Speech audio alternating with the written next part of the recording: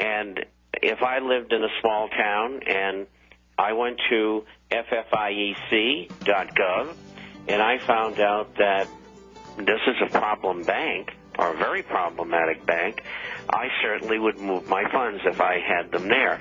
And if I was a businessman, I would think of looking for a bank that you could use, that you could diversify your funds. Okay, we got to go to the break. We'll be right back after this 3-minute break with our guest, Bob Chapman. Take your phone calls, 800-259-9231. Welcome back to the Power Hour, ladies and gentlemen. Thank you for joining us. Thank you for caring about your world outside of the proverbial cage.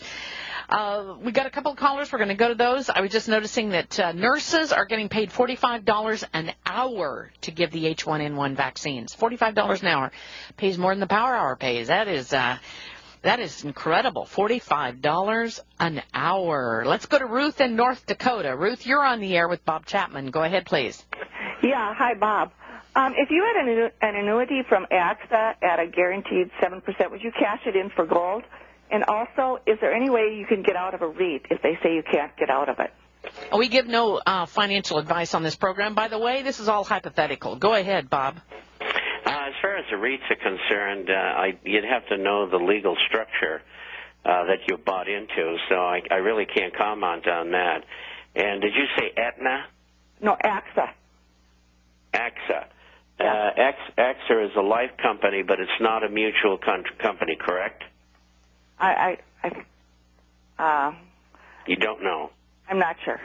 All right. So what we do here is say if it's a stock company, you terminate the annuity because if they go under, they can't guarantee 7%.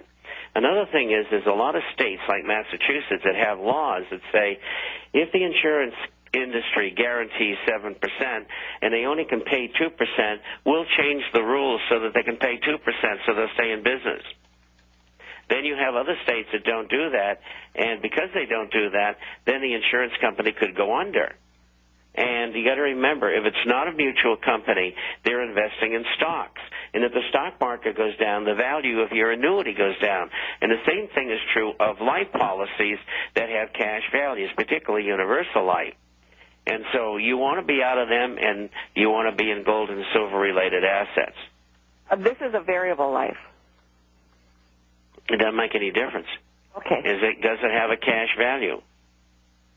Okay. Can you convert those to gold and silver stocks in the... No, you must sell them.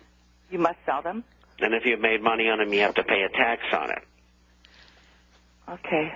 All right. The only way you can avoid that tax is to die, and that is not a viable alternative.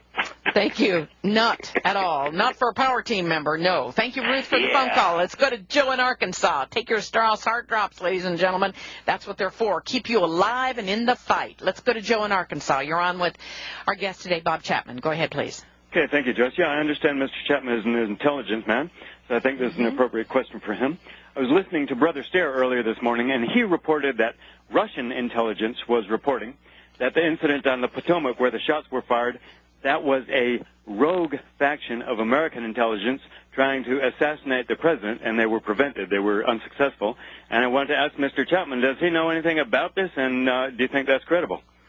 Well, that's right along the line of financial information. Okay. But it's okay. First of all, if the Russians said that, there must be something to it, but I don't know anything about it.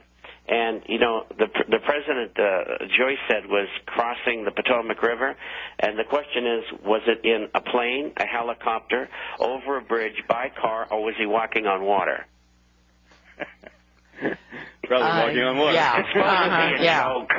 I know. Hey, thank you very much, Joe from Arkansas, for the phone call today.